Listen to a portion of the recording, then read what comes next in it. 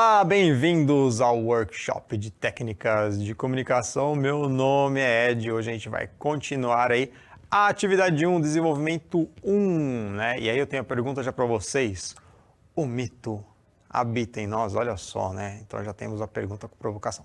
Então a gente está aqui no aprofundamento, start, a hora do desafio, né? Faz parte da unidade curricular Como se tornar um resolvedor de problemas. Resolvedor de problemas, tá, gente? Não é desenvolvedor de problemas, que tem gente que cria os problemas, né? Não é esse caso. E o componente curricular, que eu já acabei de falar, é o nosso workshop de técnicas de comunicação.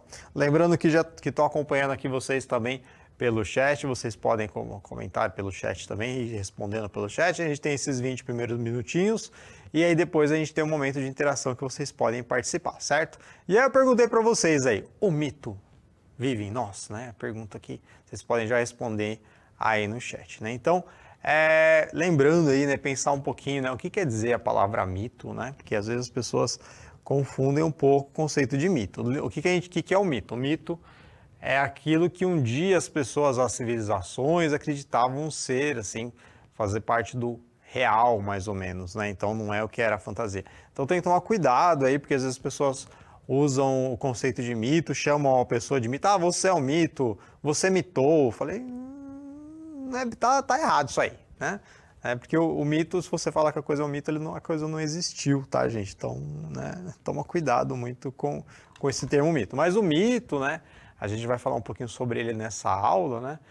Que a gente tem várias revisitações desses mitos, a gente vê bastante esses mitos na nossa cultura, né? Então, olha só.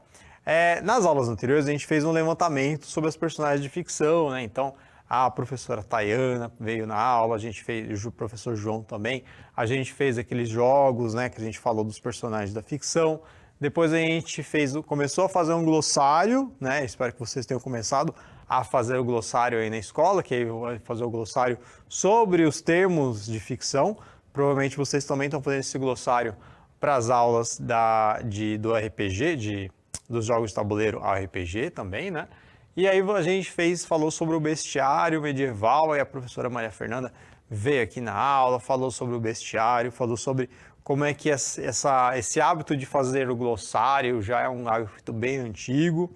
A gente também selecionou textos para leitura conjunta, tanto nesta aula como lá com a professora Tayana, na oficina de produções textuais, e a gente também está ali trabalhando, né, na atividade integrada 1, então essas partes aí, né, as corzinhas, nós estamos aí na cor preta, são os Power Rangers da unidade curricular, né? Então, o professor Anderson também falou sobre música, então a gente tem toda essa parte de investigação de processos criativos, né?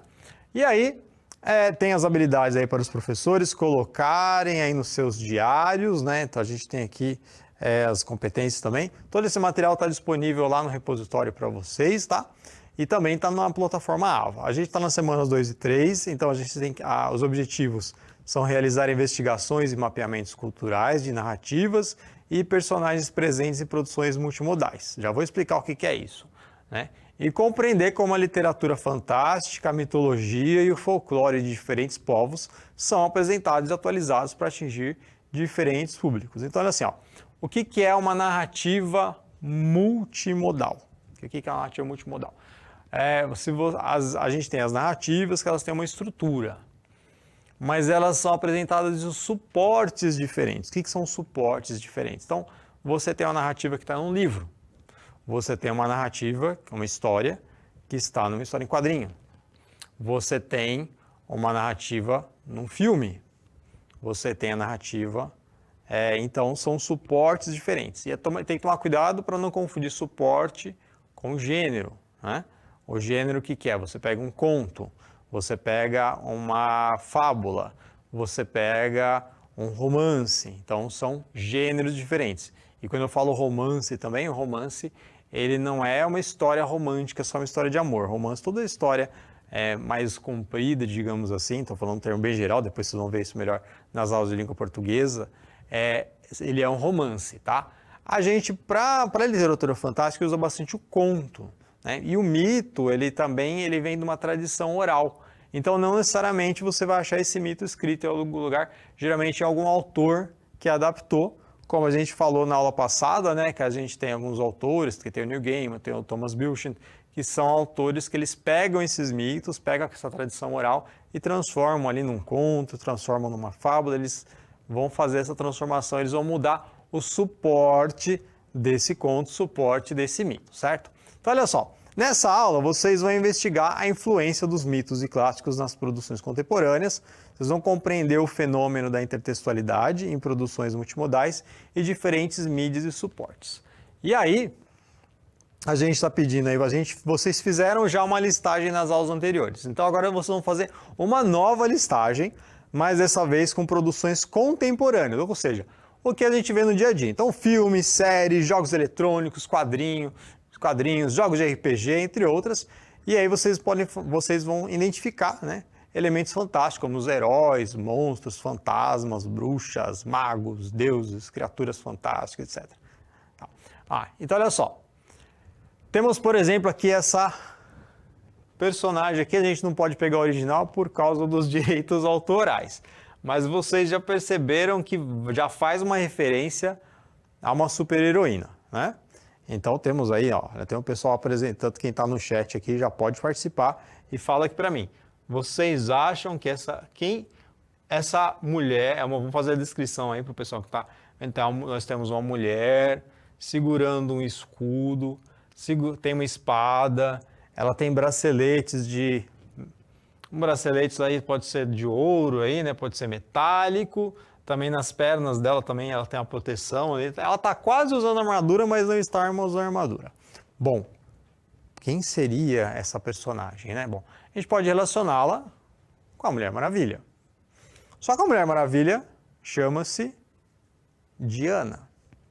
E se você assistir aos filmes, né, você sabe que ela está relacionada ali com a mitologia grega, né? Então a gente tem, por exemplo, a deusa Diana, né, que ela é a deusa da caça, né? Ela não usa o escudo em algumas obras, ela está sempre com arco e flecha, né? E às vezes ela está com algum animal também. Mas então a gente tem essa questão, né, do mito que está sempre ali sendo revisitado. Então olha assim, a pergunta que tem para vocês, vão fazer um levantamento ali de personagens. Então, de que grupo ou de comunidade eles se originam. Então a gente tem aqui, né, a deusa Diana, que é uma deusa grega, mas também foi utilizada na cultura greco-romana, né, quando os romanos começaram a usar os mitos gregos. Então você tem a Diana, que na Grécia tem esse nome, mas aí em Roma vai ser Artemis. Você tem Zeus, que é chamado de Júpiter. E aí isso aí acaba também influenciando no nosso dia a dia, né? Então a gente tem até nos dias da semana em inglês, né? São os deuses nórdicos, né? Mas aí você tem o sábado, que é Saturday, que é Saturno. Então a gente sempre tem essa influência dos mitos no nosso dia a dia, né? Então aqui a gente tem a deusa Diana, que no dia a dia, né, a gente tem a Mulher Maravilha, que toda criança sabe, né? Toda criança conhece a Mulher Maravilha. E aí a pergunta que eu tenho para vocês é: quais as referências e atualizações modernas das produções clássicas vimos hoje nas aulas anteriores? Então a gente falou ali da Diana, né? E aí eu vou fazer uma propaganda aqui, né? De um texto que eu escrevi, que eu falo da questão do eu entendi a referência. Eu não posso usar o Capitão América aí, mas vocês devem conhecer o Capitão América quando ele fala esse meme, aí eu entendi a referência. Se você entende esse meme, eu entendi a referência, você vai entender o que é intertextualidade. O que é intertextualidade? Os textos, eles se cruzam. Então a gente tem um texto antigo, que é o texto do mito, que era um texto de tradição oral, que em algum momento alguém escreveu, alguém passou para o papel, por isso que ele sobreviveu até hoje. Então, se o texto não foi escrito, dificilmente ele vai sobreviver, né? A não ser que a tradição oral seja muito forte, porém muita coisa se deturpa do passado até o tempo de hoje. Então, vocês imaginam, né? Mais de 3 mil anos de história. E aí esses mitos ou essas atualizações aparecem hoje em dia, né? Veja pelos deuses nórdicos, né? A gente tem o Thor, que era um personagem da mitologia nórdica, e hoje é um personagem no cinema, né? Então é um super-herói também. E todo o panteão de deuses nórdicos, né? O Thor, Loki, Odin, estão todos aparecendo ali nos filmes. Mas eles não são os mesmos personagens. Da mesma forma que os próprios personagens, né, se a gente pegar dos Vingadores, são atualizações dos Argonautas, né? Então você tinha uma equipe de heróis. Na Grécia Antiga você tinha uma equipe de heróis e cada um tinha exatamente a mesma função que esses personagens que a gente tem nas equipes de herói hoje. Então você pega Liga da Justiça, Vingadores, eles têm as mesmas funções. Então E quando você vai jogar RPG, por exemplo, você tem que ter um tanque, né? Você tem que ter um arqueiro, você tem que ter um mago, você tem que ter um clérigo para fazer a cura. E tudo isso acontece ali também, né? Então olha só como os mitos eles vivem até hoje de algumas formas, né? Então nos filmes, toda vez que você tem um filme, você tem as trajetórias também acontecem, né? Então, a proposta agora é que vocês mapeiem e investiguem uma produção multimediática, né? Que eu já falei multimediática, que pode ser qualquer coisa de multimídia, pode ser um filme, pode ser um quadrinho, né? E um personagem das produções modernas que a gente listou para pesquisar a origem e buscar representações e produções contemporâneas. Então você pode fazer dois caminhos. Você pode fazer de forma inversa. Como é que os deuses, as criaturas fantásticas, né? Assim como Thor, Odin, Loki, Zeus e Atena, por exemplo, são representados em produções atuais, né? Eu coloquei aqui um exercício para vocês fazerem relação. Vocês podem fazer relação já no chat, né? Mas aí a gente vai depois ter um minutinho de interação. Então eu coloquei aqui, coloquei o Incrível Hulk, e aí é legal que assim, tem uma entrevista que o Stan Lee deu, e ele mesmo fala que ele inspirou o Incrível Hulk em um conto, né? Então é um desses aqui. A gente tem o Rei Leão, a Avenida Brasil e Star Wars. Nossa, que tudo a ver uma coisa com a outra, né? Mas os três aqui, eles também têm uma relação com uma outra obra clássica aqui, né? Temos o Dungeons & Dragons, que é o também chamado de Caverna do Dragão, né? Que a gente fala bastante do Caverna do Dragão. Temos os Vingadores e a Liga da Justiça, e temos os Perdidos do Espaço, e também o seriado Lost. E aí a gente tem as obras clássicas, ó. Tem o Hamlet, tem o Senhor dos Anéis, Sociedade do Anel, a Tempestade, os Argonautas e o Médico e o Monstro. Então, quero que vocês façam essa relaçãozinha aí, depois na hora da interação a gente vai ver aí como é que vocês vão responder a isso, certo? Então, olha só como os clássicos vivem em nós, como os mitos vivem em nós no nosso dia a dia também, né? E aí, para a próxima aula, eu vou pedir que vocês vão fazer uso de ferramentas analógicas digitais. Então, o que vocês vão fazer? Vocês podem usar o Padlet, por exemplo, vocês podem usar, ou fazer cartazes mesmo, para criar um mapa sinalizando o ponto de origem dos personagens que vocês escolheram e aí relacionar com os personagens de produções contemporâneas e clássicas. Eu fiz aqui em forma de exercício, só para testar vocês, mas vocês podem fazer um mapa conceitual também, pode fazer aqueles infográficos, né? Tem umas ferramentas bem legais na internet que vocês podem buscar para fazer esses infográficos, né? E aí eu vou explicar um pouquinho o que é a intertextualidade para vocês. Olha só. Propomos que a intertextualidade sirva como forma de reconhecimento de aspectos em comum nas duas formas de cultura, popular e canônica. Essa preocupação resume-se no questionamento das quais o próximo passo para o leitor após o consumo de filmes, quadrinhos ou leituras de massa, tendo em vista que a própria indústria do entretenimento se aproveita das mesmas formas para a manutenção do seu público. Fiz uma propaganda aí, tem essa obra aí, ó, é a abordagem intertextual entre cultura de massa e literatura, que foi a minha tese de doutorado. Então, tudo isso que a gente está vendo aqui no mapa, eu já fiz uma pesquisa há algum tempo, aí está há algum tempo fazendo esse tipo de pesquisa, então estou muito à vontade nesse itinerário. Mas o que a gente propõe? Que vocês não fiquem só no filme, não fiquem só no quadrinho. Ah, você viu esse mito, você pode depois ir atrás disso. Então, se você conhece bem a jornada do herói, você pode ler depois Hamlet, você pode ler uma obra clássica, né? Vocês gostam muito lá do Harry Potter, mas Harry Potter também tem umas inspirações antigas, né? O que você pode ir atrás depois do clássico, além de ler o popular, né? Não tem problema nenhum de você ler o popular, mas ele pode servir de porta de entrada para esse clássico, tá? E aí, daqui a pouco eu vou pedir para vocês também, para avaliar a aula, hoje a gente vai colocar aqui, depois tem no chat também, você pode clicar ali, aparece para vocês avaliarem essa aula, né? Depois a gente vai colocar também o GC para que vocês façam essa avaliação, certo? E aí, na interação, eu vou perguntar para vocês quais mitos você reconhece da produção atual e vice-versa. A gente vai responder essas questões na interação, né? E aí na sala de aula eu vou pedir para que vocês iniciem a produção do mapa com seus colegas. Então, quais referências que vocês podem encontrar, tá? E depois, para continuar na aula, né, no roteiro, a gente pede para que você faça o levantamento de personagens de ficção que tem influência dos clássicos e dos mitos, e aí você vai iniciar a produção do mapa fazendo essa relação, né? Então, e aí de novo vai aparecer aqui para vocês avaliarem a aula, tá bom? Vamos voltar aqui então, só para a gente começar aqui na interação, não vai começar ainda a interação, mas a gente vai falar um pouquinho de cada um dessas obras aqui que eu falei para vocês. Olha só, a gente tem aqui o Hamlet, o primeiro deles, né? O Hamlet lá, ser ou não ser, eis a questão, é melhor sofrer os fardos e as setas do inimigo ou apenas dar de silêncio. Então, o que a gente vai fazer? O Hamlet, ele tem toda uma jornada, né? E nesta jornada, o Hamlet, ele começa a jornada dele, ele perde o pai, e aí a mãe casa-se com o tio, e aí o tio começa a fazer as maquinações para que ele se afaste do reino, e depois ele volta para se vingar, né? Eu fiz um resumo muito pequeno do Hamlet. Mas se você parar para pensar, você tem outras obras que têm exatamente a mesma estrutura. E não só obras que eu coloquei aqui, né?